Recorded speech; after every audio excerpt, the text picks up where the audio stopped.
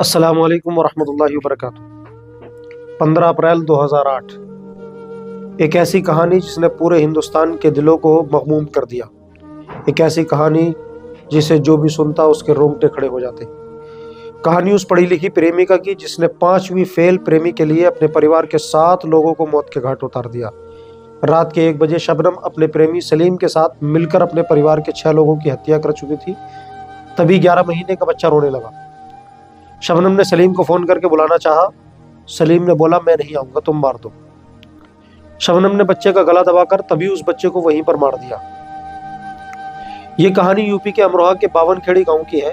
ایک دوسرے کے لیے جینے مرنے کی قسم کھا چکے پریمی جوڑے نے 7 زندگیاں چھین لی۔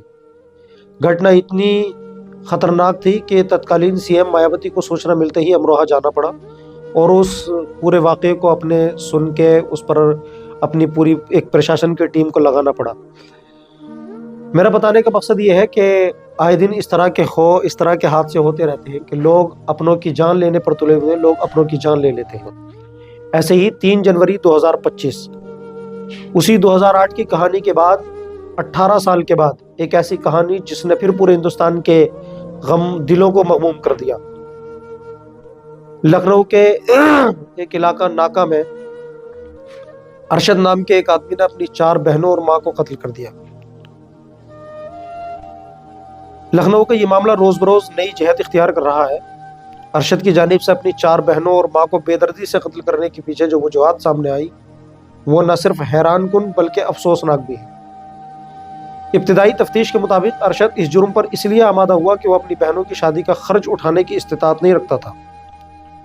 وہ مسلسل مالی دباؤ اور خاندانی ذمہ داریوں کے بوجھ تلے دبا ہوا تھا۔ ارشد کی مالی حالت نہایت کمزور تھی اور اسے خوف تھا کہ 4 بہنوں کی شادی کے لیے درکار اخراجات اس کے لیے بس سے بالکل باہر ہیں۔ مزید برآں اسے اپنی ماں اور بہنوں پر بدکاری کا شک تھا جس نے اس کے اندر اشتعال اور بدگمانی کو جنم دیا۔ یہ دونوں بدگمانیاں مل کر اس کی ذہنی حالت کو اس طرز پر لے آئیں کہ اس نے ایک ناقابل تصور جرم کا ارتکاب کر دیا۔ ناقابل تصور یہی ہے کہ کوئی سوچ بھی نہیں سکتا اپنے بہن اور بھائی کو مارنا۔ آج تو کسی غیر کی جان لینا بھی آسان نہیں ہے، لیکن اس نے اپنی 4 بہنوں اور ماں کو قتل کر دیا جس ماں نے اسے 9 مہینے اپنے پیٹ میں رکھا۔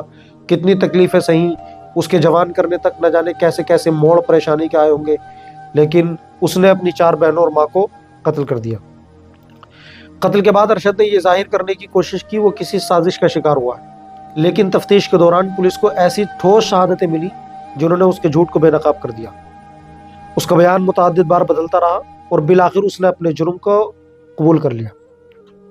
یہ واقعہ اس المیہ کی جانب اشارہ کرتا ہے کہ غربت اور خاندانی ذمہ داریوں کے دباؤ کے سبب کس طرح انسان اپنی انسانیت کھو بیٹھتا ہے۔ ساتھ ہی شک اور بدگمانی جیسے جذبات بھی اس جرم کے پیچھے اہم رول ادا کرتے رہے ہیں۔ یہ دلخراش واقعہ معاشرے کے ان مسائل پر غور و فکر کی دعوت دیتا ہے جو غربت، گھریلو دباؤ اور عدم اعتماد کی وجہ سے جنم لیتے ہیں۔ ایسے معاملات میں صرف قانونی کارروائی کافی نہیں بلکہ سماجی سطح پر ذہنی صحت کے مسائل پر توجہ دینے اور خاندانی مسائل کے حل کے لیے مناسب اقدامات کرنے کی اشد ضرورت ہے۔ انہیں سمجھانا چاہیے، انہیں احساس دلانا چاہیے، بلکہ احساس تو تب دلایا جاتا جب وہ اپنے اس پلان کا کسی سے ذکر کرتا تو ہو سکتا ہے کہ وہ اسے کچھ بات بتاتا، کسی پڑھے لکھے آدمی سے مشورہ لیتا تو وہ اسے بتاتا کہ اللہ رب العزت نے قرآن مجید میں ہم سب کو رزق دینے کا وعدہ کیا ہے، اللہ نے بہنیں دی ہیں تو ان کی شادیوں کے انتظامات بھی اللہ رب العزت کرا دے گا۔ یہ تو تب اسے سمجھایا جاتا جب وہ اپنے پلان کا کسی سے ذکر کرتا۔ مگر سوچیں کہ کتنا خطرناک یہ واقعہ ہوا۔ اب اسی کی تلاش میں پولیس نے کبھی سنبھل، کبھی علی گڑھ، کبھی لکھنؤ کئی بار دبش دی جس میں ارشد تو موقع پر پکڑا گیا اور اس کے باپ کا بھی اس میں ہاتھ بتایا جا رہا ہے۔ اس کا باپ ابھی تک ہاتھ نہیں آیا اور وہ موقع سے فرار ہے۔ اسی کی تلاش میں پولیس نے کئی بار سنبھل میں بھی، کئی بار علی گڑھ میں بھی اور لکھنؤ کے الگ الگ علاقوں میں دبیشیں دی ہیں تاکہ اس کے باپ کو پکڑا جا سکے۔